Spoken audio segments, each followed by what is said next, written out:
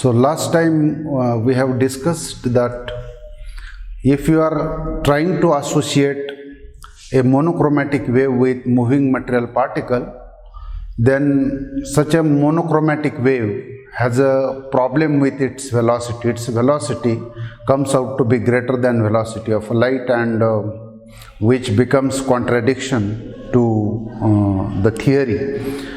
And therefore what we have said is that particle being a localized entity, a wave which we are going to associate, or de Broglie wave which we are going to associate with moving material particle, must be localized in some volume of space, and such a localized wave group or wave packet we are going to construct mathematically. So in this lecture we are going to study, or we are going to construct such a wave group or wave packet mathematically, and we will obtain expression for its velocity, that is expression for group velocity, and we will see that the group velocity is indeed equal to particle velocity, or such a wave packet or wave group always accompanies a particle, doesn't matter whether it moves with relativistic velocity or non-relativistic velocity. So the article which we are going to discuss is expression for group velocity. Expression for group velocity. A wave group or wave packet, which is the wave pattern which is of this particular form, which we have discussed in the last lecture, such an envelope whose amplitude is different at different space point. Such a wave pattern is called as a wave group or wave packet. In principle, if you want to construct such a wave packet or wave group, then you have to combine, or you have to superpose infinite number of monochromatic waves whose wavelength lie in the range lambda and lambda plus d lambda. But for sake of mathematical simplicity, what we are going to do is we will consider only two monochromatic waves, and we will combine them, or we will superpose them. So let us denote these two waves having wavelengths lambda and d lambda by these expressions. Psi1 equal to a sine kx minus omega t. So this monochromatic wave corresponds to wavelength lambda, since k is twice pi over lambda, and the another which corresponds to wavelength lambda plus d lambda is psi2 equal to a sine, and then k plus dk, k is incremented by this amount, x minus omega plus d omega multiplied by t. So these are the two waves which we are going to consider, and we are going to combine them, or we are going to superpose them. Superposition mathematically means algebraic addition of these two expressions. So the resultant of these two waves will be psi equal to psi1 plus psi2, psi equal to psi1 plus psi2, and then therefore this expression becomes psi equal to a sine kx minus omega t, the first wave, plus a sine, the second wave, k plus dk x minus omega plus d omega multiplied by t. So we are adding them together, we mean we are superposing them together, or we are combining these two waves together by this particular formula. So how will you add these two waves together? It is something like sin C plus sin D. So formula for sin C plus sin D is 2 sin C plus D by 2 cos C minus D by 2, C minus D by 2. So in our case, kx minus omega t is a C and k plus dkx omega plus d omega t is a D. So in our case, D is greater than C.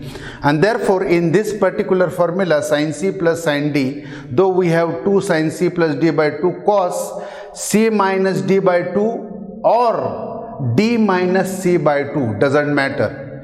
So whichever is larger, from that subtract the smaller factor. The reason is cos of minus theta is cos theta. So doesn't matter whether you write C minus D or D minus C, because cos minus theta is cos theta, and therefore D being greater than C, I am writing D minus C.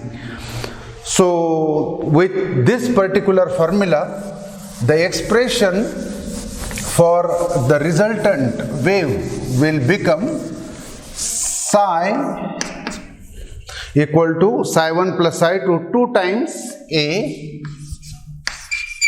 I am rewriting the cosine term first, cos D minus C by 2, 2A cos, and then in bracket D minus this.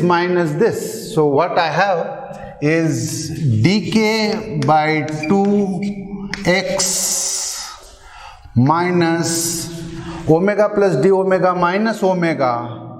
So this becomes d omega by 2t. So this is what I have. And then sin C plus D by 2. Sin C plus D, k plus dk plus k divided by 2, and omega plus d omega plus omega divided by 2. So what we get is 2k plus dk by 2, 2 gets cancelled, and since dk by 2 is much smaller than this 2k, we are writing sin kx minus omega t, sin kx minus omega t.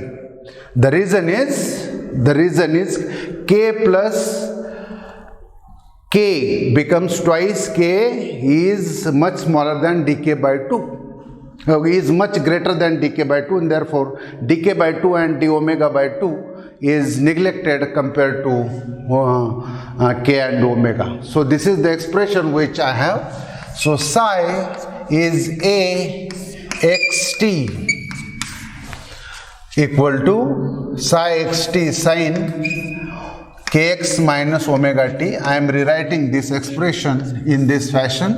This is our equation number 1, where this amplitude stands for this particular factor, which is x and time dependent, which is space as well as time dependent.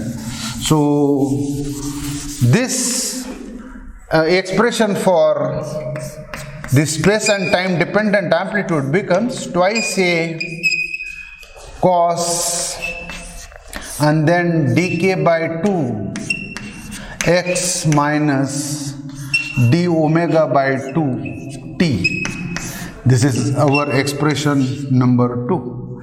So this particular expression number 2 can be represented by such a dotted line of this envelope, and which is space as well as time dependent. Its amplitude varies with space and time, and which has been represented by expression number 2, and expression number 1 represents that particular entire waveform, the envelope by cosine function and the inner wave by this particular sine function.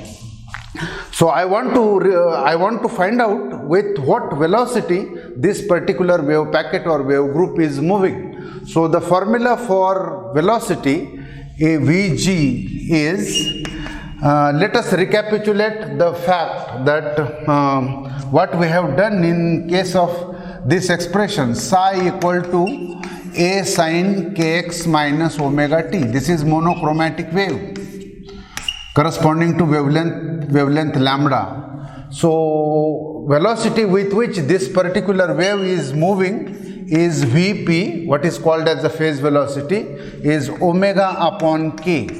So what is the formula for velocity, either phase velocity or group velocity, is coefficient of t in this expression divided by coefficient of x in this particular expression. On the same line, what we are writing here is coefficient of t in equation 2 divided by coefficient of x in equation 2. So this will give me expression for group velocity, and which is denoted by Vg. Group velocity is given by coefficient of t in equation 2 is d omega by 2 divided by coefficient of x dk by 2. So this is d omega by dk.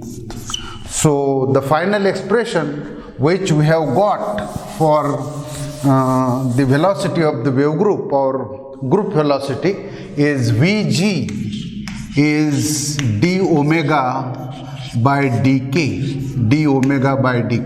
This is our expression number 3.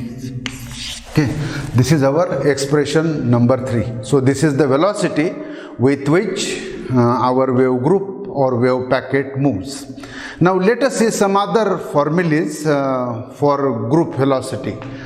So various formulas for group velocity will be as follows. So the first thing is Vg being d omega by dk. What I am doing is I am writing h cross in the numerator, h cross omega divided by h cross in the numerator as well as in the denominator.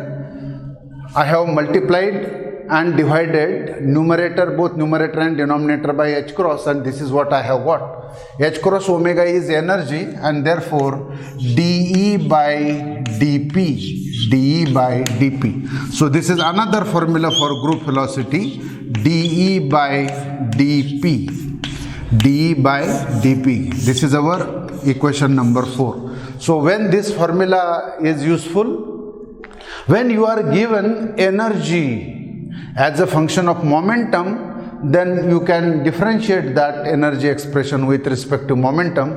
You will get the velocity with which wave group is associated with that particular particle. Then the next thing which we are going to see is some other formulae for group velocity. We know that phase velocity with which a wave moves, which is called as wave velocity or phase velocity, is given by Vp equal to omega upon k, and therefore omega equal to kVp. We know that group velocity is given by d omega by dk. So d dk, and for omega I will substitute this kVp. So this is equal to Vg, derivative of kVp, Vp as it is, derivative of k with respect to k is 1 plus k dVp by dk. This is further formula for group and phase velocity. Group velocity which relates with phase velocity. Expression number 5.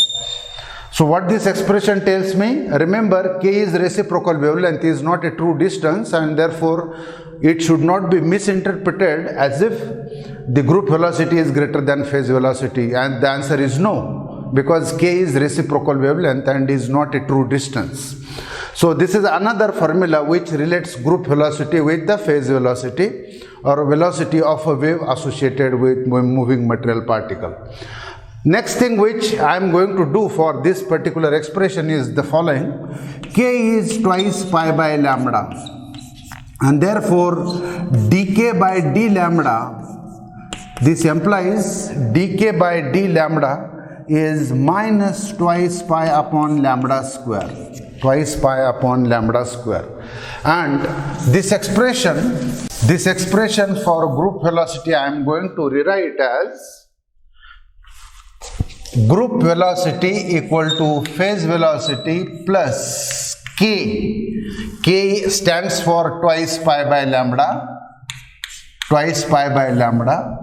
dvp by dk, this I am writing as a dvp as a function of lambda, and then d lambda by dk. D lambda gets cancelled, and I am retaining my original dvp by dk there. Okay, and we have already found out plus twice pi by lambda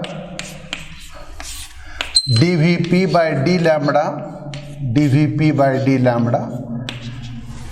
Since dk by d lambda is minus twice pi upon lambda square, d lambda upon dk is minus lambda square upon twice pi.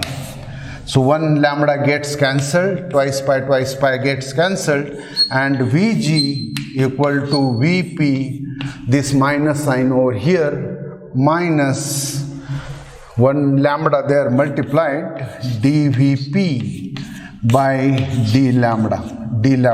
This is another expression for group velocity which relates with the phase velocity, equation number 6. So lambda here is a true distance, and this expression tells me that group velocity is smaller than phase velocity by this particular factor.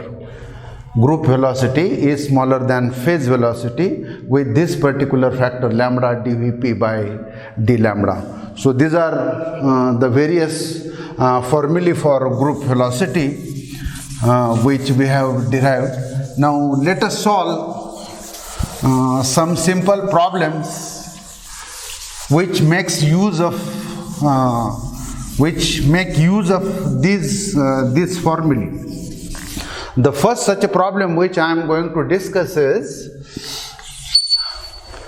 show that a velocity of a wave associated with a particle having non-relativistic velocity, a particle is moving with a non-relativistic velocity, and phase velocity of the wave associated with that is half of the particle velocity. So for a non-relativistic particle, what I have to show is that its phase velocity is half of the particle velocity. So how will you solve this problem? Vp stands for omega upon k. Multiply both numerator as well as denominator by h cross omega upon h cross k. H cross omega is E and h cross k is P. Okay, and then for E, what I am writing is 1/2 mv square, and P is mass into velocity, mass of the particle multiplied by velocity of the particle. This mm gets cancelled, Vv gets cancelled, and this is what you get. Okay, this is what you get. What this problem tells us, that the phase velocity associated with a particle having non-relativistic velocity is half of the particle velocity. In the second problem, we will consider a particle having non-relativistic velocity. Show that for a particle moving with non-relativistic velocity, the group velocity equal to particle velocity. So for a non-relativistic particle, this is what I want to prove. Its group velocity is equal to its particle velocity. That is, the wave group or wave packet always accompanies the given moving material particle. Vg is d omega by dk. Vg is d omega by dk. D h cross omega upon dh cross k, multiplying both numerator and denominator by h cross. This is dE by dP dE by dP, and then E is nothing but E dE by d omega. Group velocity is given by this formula, h cross omega upon this, and then this thing dP. Then what I will get is, since E is p square upon 2m d by dP, this is the formula which I have got, and for non-relativistic particle E is 1/2 mv square, which is p square upon 2m, and therefore Vg equal to dE by dP is what I get is twice p upon 2m. 2 gets cancelled, P stands for mv divided by mm gets cancelled, and this is equal to V. So group velocity is equal to particle velocity. So for a non-relativistic, a particle moving with non-relativistic velocity, we have proved that its group velocity is always equal to particle velocity. That the wave group or wave packet always accompanies our moving material particle. In third example, what I am going to prove is a particle having relativistic velocity. Again, its group velocity is equal to particle velocity. So Vg equal to V. This is true for both non-relativistic particle as well as relativistic particle. Vg is equal to V. Vg is given, since Vg is dE by dP. Vg is given by dE by dP. We know expression for relativistic particle, and that expression is E square equal to P square C square plus m0 square C raised to 4. Where m0 square C raised to 4 stands for rest mass energy. So I am differentiating this equation with respect to P, differentiating with respect to P. What I get is 2E dE by dP, dE by dP equal to 2 times PC square. And since this term doesn't involve P, derivative of that with respect to P is 0. So dE by dP, which stands for Vg, group velocity, is equal to 2pc square divided by twice E. 2 gets cancelled. This is equal to Pc square upon for E equal to mc square. C square gets cancelled, is P upon m, and since P is mv divided by m, this is equal to V. So Vg equal to V.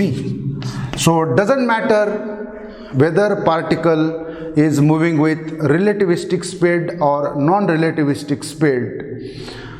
Its group velocity or a wave packet or wave group associated with it always accompanies that particle, or group velocity is always equal to particle velocity. Let us stop here.